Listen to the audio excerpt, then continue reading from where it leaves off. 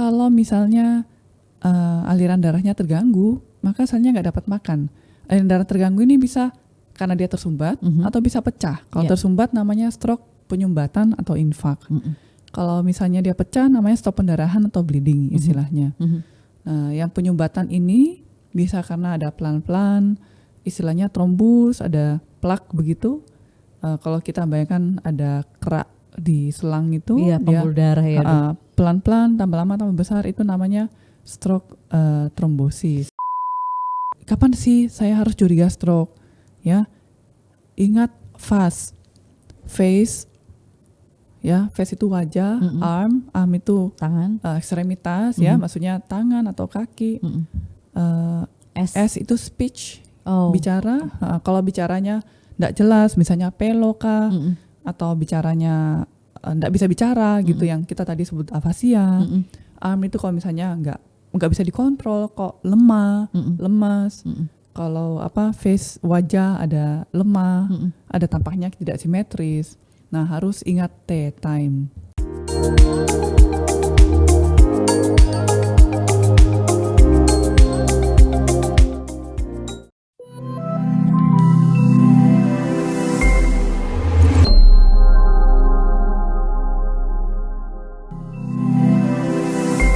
Baik, selamat pagi. Senang sekali sekarang kita ketemu lagi di Ngopi Asik bersama dengan Rumah Sakit Premier. Kalau kita bicara masalah stroke, ini berarti kita bicara masalah penyumbatan yang terjadi di pembuluh darah. Dan ternyata yang seperti kita ketahui, masing-masing pasien atau masing-masing orang itu ternyata akibat dan juga gejalanya itu berbeda-beda. Hari ini saya ketemu sama Dr. Meriana, Magister Kesehatan Spesialis Neurologi, yang akan membagikan banyak sekali informasi untuk kita semua, termasuk juga mengedukasi apa yang harus kita lakukan, gejala apa, kemudian penanganannya seperti apa. Selamat pagi, Dok. Selamat pagi. Aduh, di ngomongin kolesterol pagi-pagi, yang ada di pikiran saya tuh adalah selalu kolesterol, makanan, pola hidup, pokoknya yang nggak boleh makan sembarangan dalam tanda petik. Bener nggak sih, Dok, kayak gitu? Prinsipnya ya seimbang ya. Jadi bukan berarti nggak boleh makan yang enak-enak, protein. Tapi selalu gitu kan, jangan makan bebek, jangan makan gorengan, halo. Tapi sebenarnya seperti apa, dokter? Boleh diceritain? Jadi tadi kan katanya stroke penyumbatan, betul. Stroke itu artinya gangguan aliran darah ke otak. Nah, kalau gangguan aliran darah bisa penyumbatan, bisa pendarahan. Nah, kalau kita bicara stroke penyumbatan, maka kita mesti mikir apa sih yang bikin sampai pembuluh darah itu tersumbat? Karena pada prinsipnya stroke itu merupakan hasil akhir dari masalah-masalah lain yang kita sebut faktor resiko untuk stroke. Jadi faktor resiko untuk stroke berarti hal-hal yang mempermudah terjadinya penyumbatan, ya. Dalam hal ini kita sebut stroke infark kalau penyumbatan. Ada yang stroke pendarahan. Itu paling sering pertama hipertensi, diabetes, kolesterol, merokok. Nah, untuk orang-orang yang merokok itu ingat-ingat stroke. Ya, makanya deket-deket sama pom bensin gampang meledaknya kan kalau ada yang ngerokok berhenti. Dok, tapi itu berlaku juga dengan yang perokok nggak sih? Secara umum begitu sih sebenarnya. Jadi yang tadi kita sebut faktor resiko itu memang hal-hal itu kan terkait dengan lifestyle ya. Dengan lifestyle, dengan pola makan, dengan aktivitas, olahraga, pola hidup, stres. Karena stres itu bisa bikin tekanan darah jadi tinggi. Naik, betul. Jadi memang terkait dengan pola hidup. Nah, stroke ini kan ada bayangan saya kalau dengar teman ada yang stroke atau siapa keluarga yang stroke yang tiba-tiba yang mati sebelah gitu kan ya, Dok ya. Terus ada beberapa hal kayak SOS-nya yang masih harus dilakukan. Sebelum kita nanti ke sana, mungkin Dokter Meriana bisa cerita dulu penyebab orang stroke selain lifestyle, olahraga dan segala macam ini, apakah dalam jangka waktu yang lama? Jadi kayak tabungan kan, Dok? Apa yang kita makan? Kita nggak tahu. Tiba-tiba pengen tahu kondisinya seperti apa sih gejalanya kalau stroke. Apakah pegel-pegel, kan katanya aduh kolesterolku naik, pegel-pegel, bener gak sih yang kayak gitu? Atau yang seperti apa, Dokter Meriana? Nah, jadi mungkin kita mulai dari pengertian stroke dulu ya. Jadi stroke itu berarti gangguan fungsi saraf ya, gangguan fungsi otak yang baik secara istilahnya sebagian maupun global. yang disebabkan karena gangguan aliran darah ke otak yang berlangsung lebih dari 24 jam, bisa memberat atau menyebabkan kematian. Yang penyebabnya bukan karena hal lain selain karena pembuluh darah atau vaskular istilahnya. Jadi istilahnya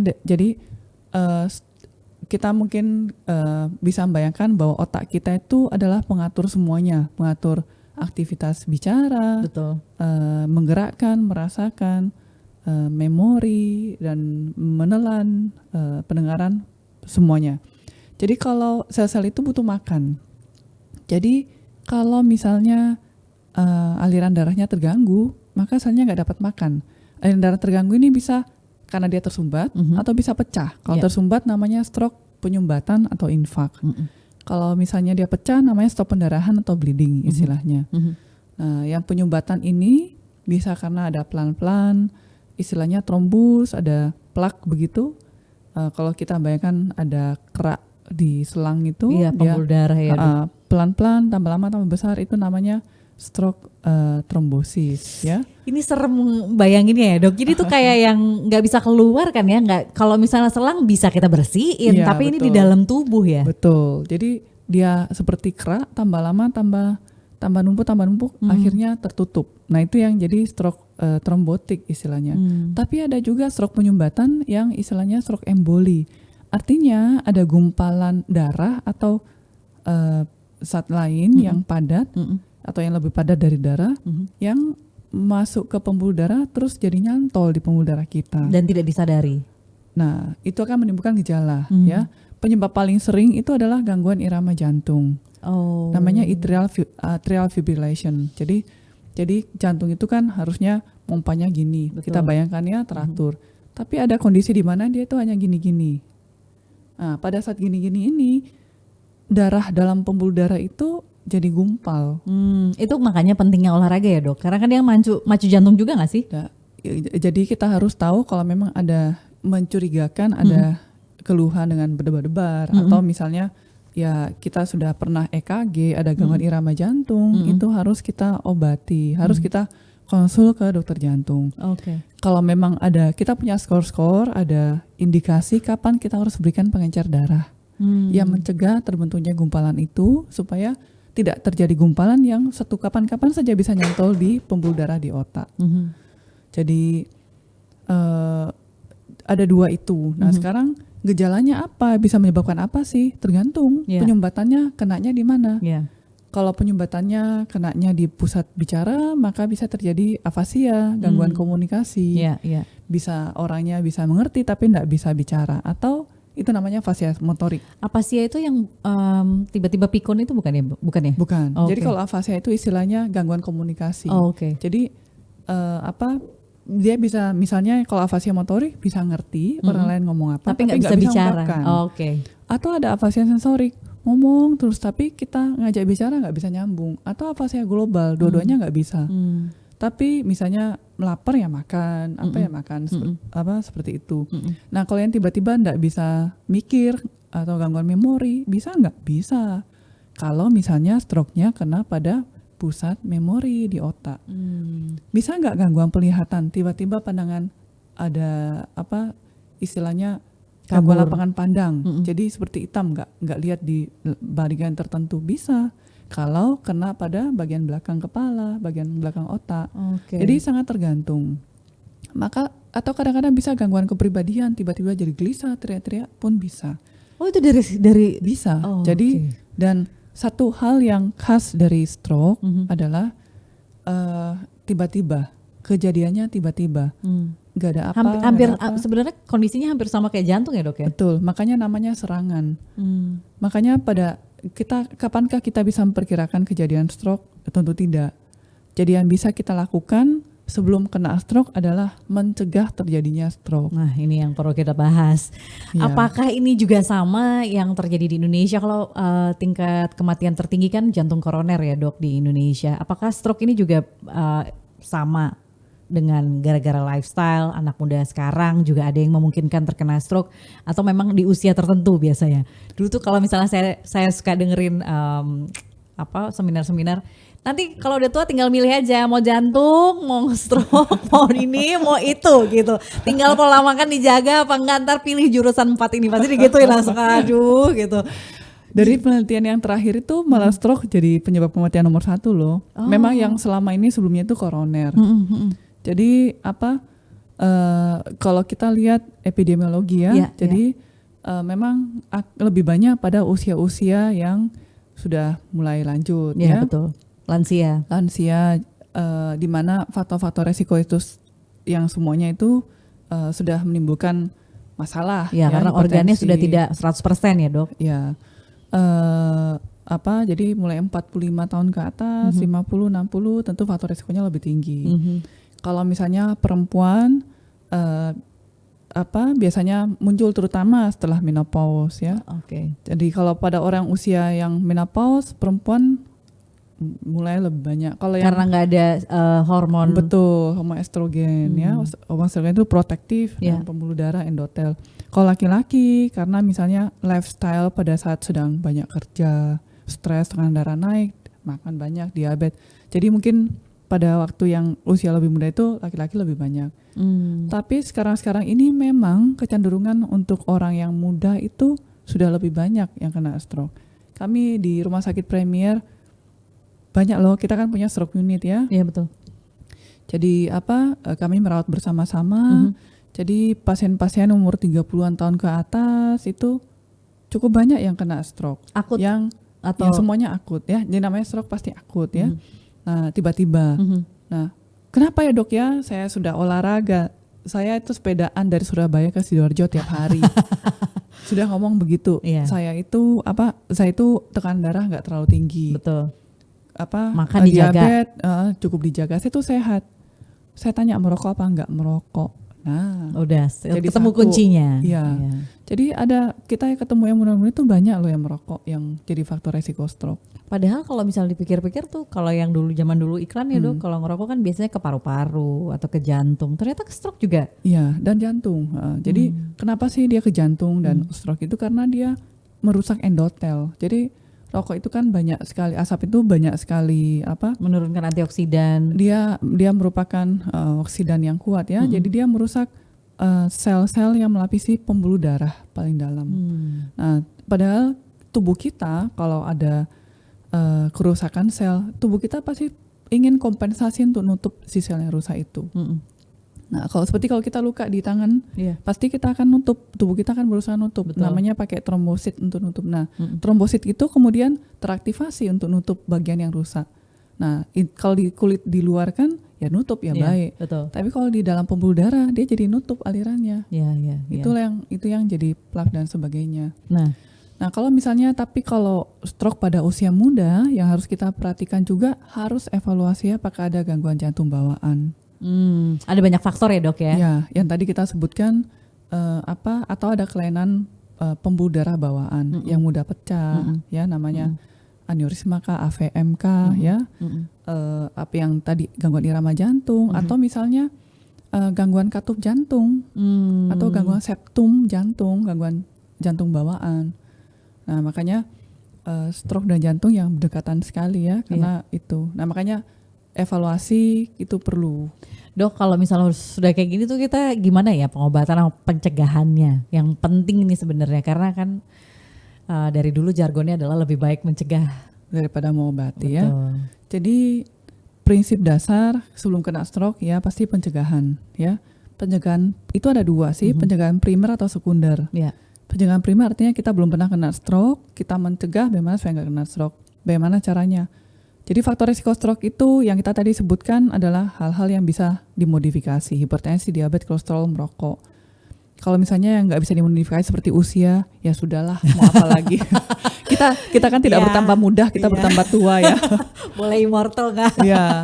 Nah, jadi yang bisa kita ubah dan itu sangat bisa kita kontrol itu tekanan darah, hipertensi, ya, diabetes, kolesterol, merokok, stres. Kalau kita stres itu kaitannya kemana sih? Ke tensi. Kalau orang stres, tekanan darah akan naik gitu. Semua harus balance ya dok ya? Semua intake keluar juga, kepala juga. Jadi nyantai-nyantai aja, nggak berlebihan. Jadi Jadi misalnya kalau makan, bukan berarti nggak boleh makan enak. Jadi kalau misalnya seperti boleh nggak makan gorengan, ya bukan nggak boleh sama sekali. Dibatasi. Ya, dan maksudnya mungkin kita bisa pilih minyaknya ya. Goreng di rumah. Ya, goreng di rumah 2 kali maksimal seperti itu. Nah, makan daging boleh, lemaknya jangan. Ayam boleh, kulitnya ya jangan. Kayak gitu. Tetap boleh, tapi ada kondisi tertentu yang harus diperhatikan. Ya, kalau misalnya mbaknya makan bikin cumi kepiting udang, boleh, saya dibagi-bagi. Makanya tidak terlalu banyak makannya. Dokter Meriana bodinya kayak begini pasti udah gak ada kolesterol sama sekali. Enggak mesti loh. Jadi kita yang jangan bayangkan yang kurus-kurus itu pasti kolesterolnya enggak tinggi, yang gemuk pasti enggak. Iya, tapi rata-rata kan yang bisa dilihat kasat mata begitu ya dok, tapi sebenarnya enggak. Jadi kita periksa secara rutin. Saya misalnya sudah umur 40-an nih, itu tiap 3-6 bulan sekali ya periksa. Jadi seperti itu untuk memastikan kolesterol. Tapi misalnya semacam obesitas, ya lingkar perut, ya dan sebagainya itu juga termasuk faktor resiko stroke dan jantung. Jadi maksudnya itu dan teman-temannya. Tapi bukan berarti yang kurus-kurus, wah ya sudah beres, enggak. Ya. Nah dok, pencegahan tadi sudah disebutkan. Kalau untuk pengobatan, kita belum ngobatin secara medis ya. Maksudnya yang masih yang kalau bisa sih semua sehat. Apa yang harus kita lakukan dok? Nah, jadi kalau misalnya, kalau yang kita sebutkan tadi harus diberikan obat untuk ngontrol diabetes, hipertensi, kolesterol, ya sebaiknya kita lakukan.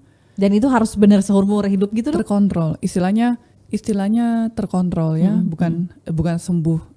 Jadi tidak seperti kita gatal, ada bisul, kita obati antibiotik selesai. Yeah. Jadi artinya terkontrol. Jadi hipertensi kita minum obat. Jadi gini, banyak persepsi di masyarakat.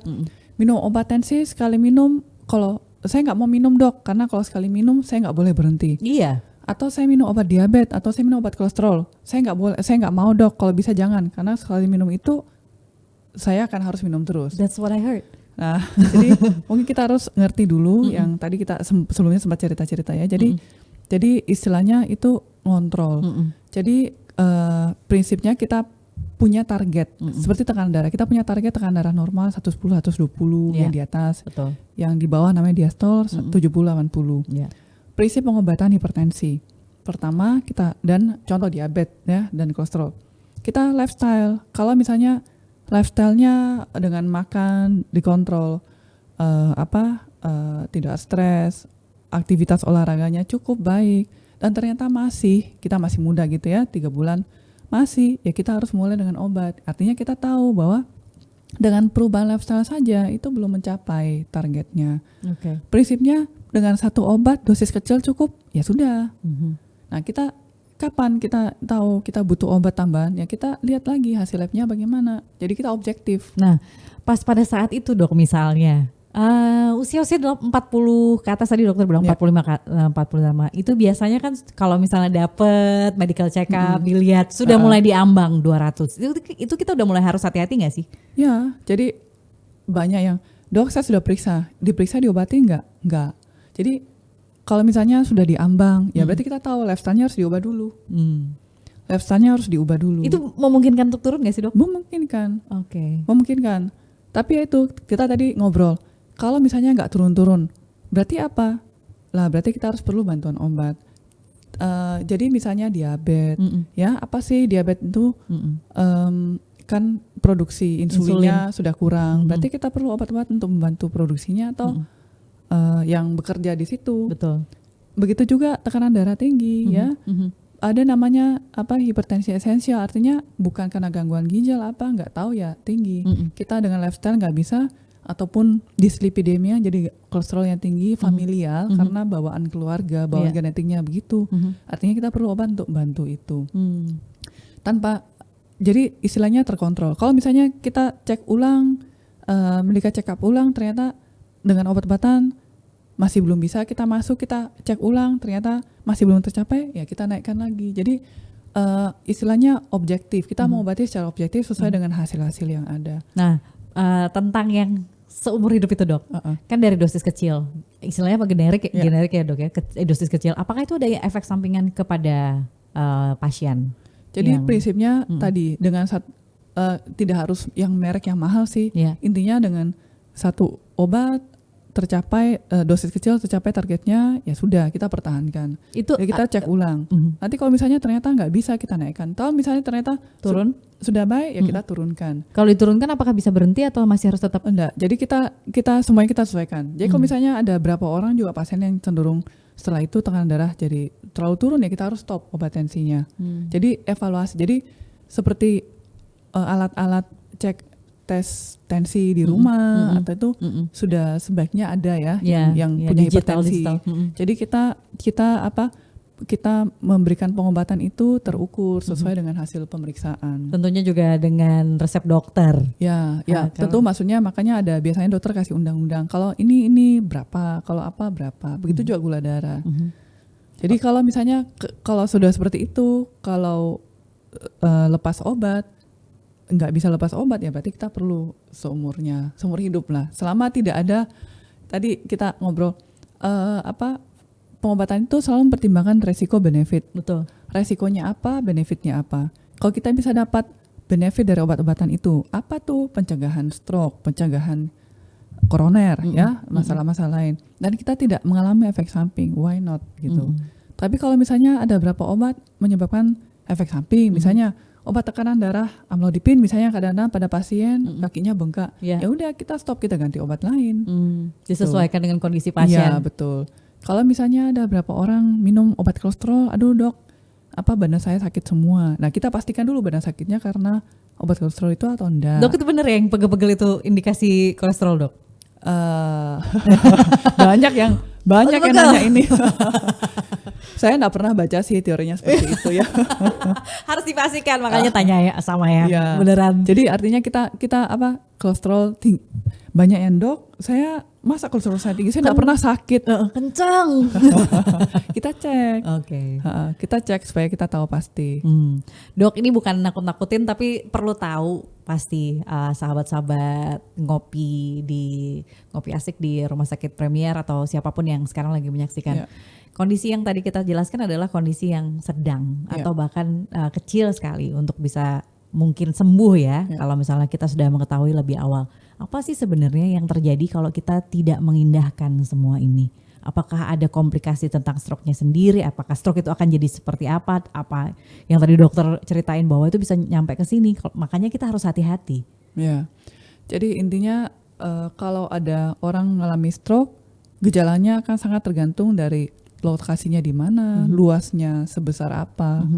Kalau kenanya pada pembuluh darah yang besar, tentu implikasinya akan besar juga ya.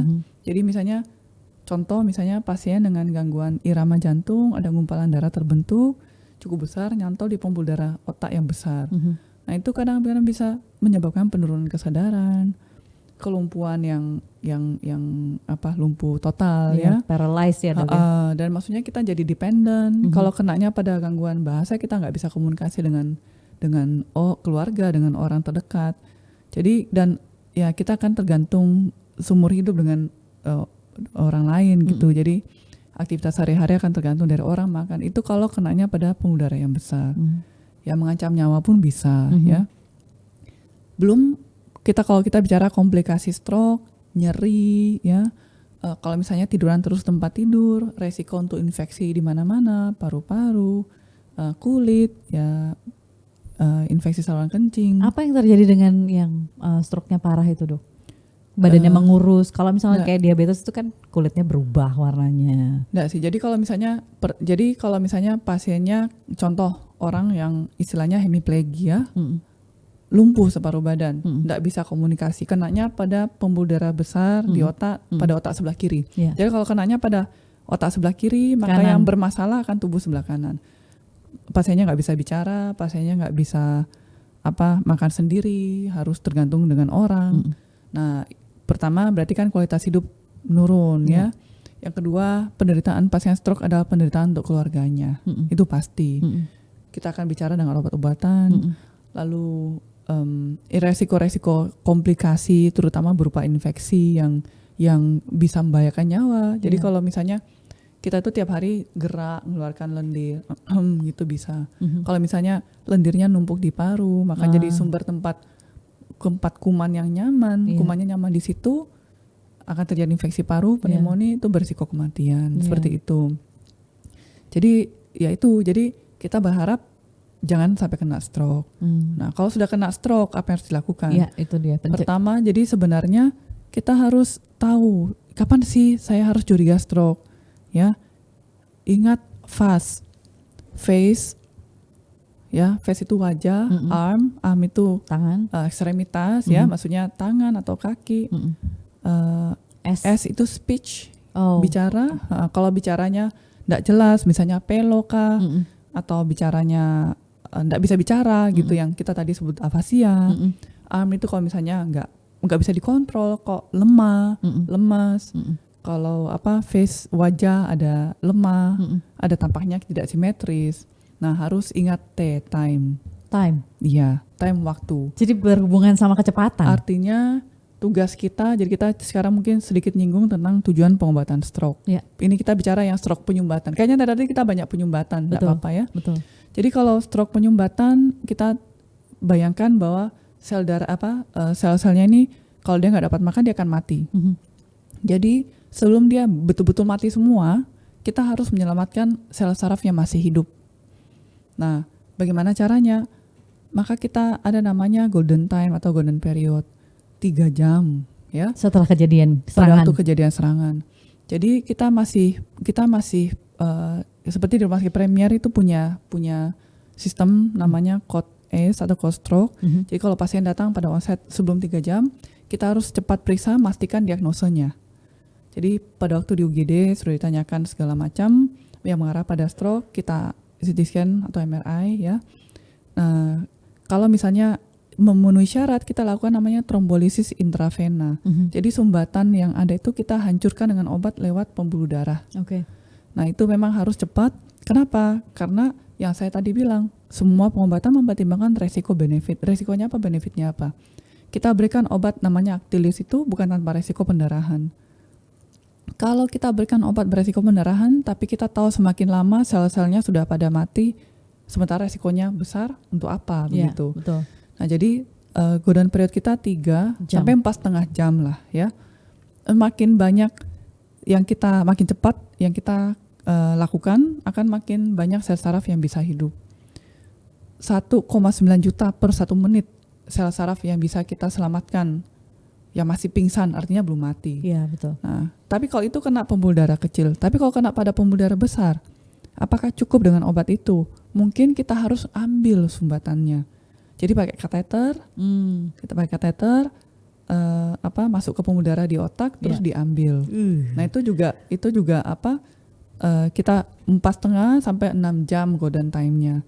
Kalau masih 4,5 jam, kita masih berikan Actilis itu supaya mempermudah. Kalau sudah lewat tapi belum 6 jam, kita bisa ambil.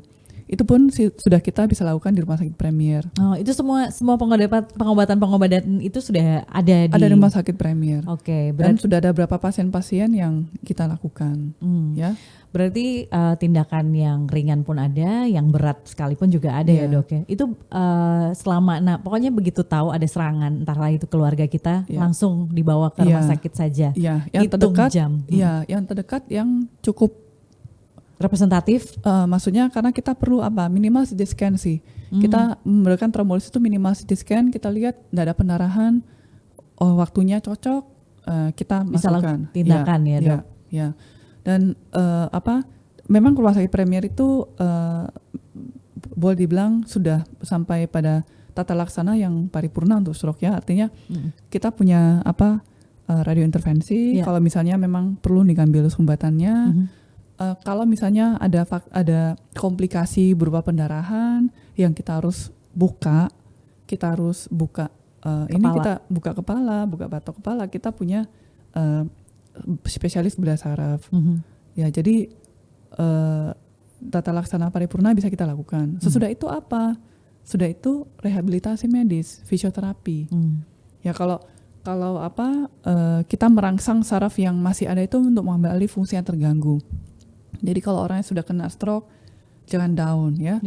Artinya sudah kita tindakannya kita hindari pencetusnya, kita berikan obat-obat yang mengontrol faktor resikonya, kita berikan obat yang merangsang saraf, dan yang paling penting adalah rehabilitasi medis. Ya, setelahnya juga, ya dok ya, untuk penyembuhan kan, recovery. Ya, jadi kita bisa saraf itu ada namanya istilahnya neuroplasticity. Apa itu dok? Jadi plastik seperti bisa. Kalau kita rangsang, ya saya sering kali memberikan ilustrasi ke pasien-pasien. Kalau misalnya ada pohon, kita pupuk, dia kan buat cabang-cabang, ambil alih fungsi yang terganggu. Jadi kebanyakan pasien-pasien kalau orangnya semangat, kalau melakukan fisioterapi, rehabilitasi medik yang baik, kita hasilnya akan lebih baik. Kita tujuannya adalah independen ya, maksudnya tidak tergantung dari orang. Betul, kemampuan sembuh dari diri sendiri itu juga tinggi. Ya. Oke dok, ini yang terakhir mungkin pesan untuk semua tentang stroke pastinya. Tentang kesehatan, tentang bagaimana harusnya kita menyikapi penyakit ini, kalau bisa sih preventif, dan bagaimana kalau misalnya terjadi yang seperti dokter tadi sampaikan. Dokter Meriana silakan singkat saja. Oke, jadi yang pertama kontrol faktor risiko stroke sebelum terjadi ya, hipertensi, diabetes, kolesterol, merokok, medical check up rutin kalau memang sudah waktunya ya, jantung, faktor risiko yang sangat penting juga, jadi itu yang pertama. Yang kedua, ingat tanda-tanda stroke ya, semua fungsi saraf yang terjadi secara tiba-tiba. Kalau ada lemah, pelo, tiba-tiba lupa, tiba-tiba kejang misalnya, atau nyeri kepala yang tiba-tiba yang luar biasa, atau tiba-tiba gangguan penglihatan, pikirkan ini kemungkinan stroke, harus dibawa ke rumah sakit. Ingat waktunya 3 jam. Iya, dan tapi jangan, ini masih 1 jam, saya masih punya waktu 2 jam. Jangan diulur-ulur. Ya. Itu pola pikir yang nggak cocok ya, karena betul. Sebenarnya, atau mungkin kebalik, setiap 1 menit yang saya save, yang saya cepat-cepat, saya bisa menyelamatkan 1,9 juta sel sarafnya gitu. Di rumah sakit kita pilih yang cukup adekuat ya, yang maksudnya untuk melakukan pemeriksaan maupun tata laksana yang komprehensif. Jadi kita punya tata laksana pertama kalau masih golden period untuk stroke penyumbatan ya, trombolisis intravena. Kalau kita periksa ternyata kenanya pada pembuluh darah besar, kita bisa ambil sumbatannya dengan istilahnya mekanika trombektomi. Tim kita siap 24 jam. Kita punya alat pemeriksaan radiologi yang cukup ya, yang adekuat sampai MRI, angiografi ya.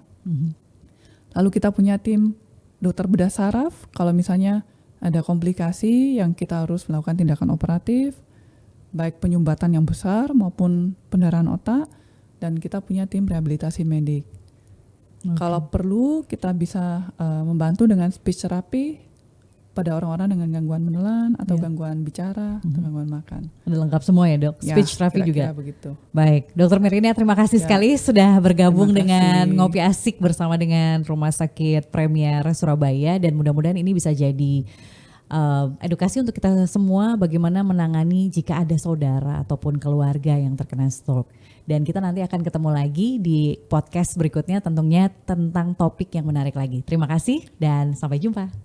Terima kasih.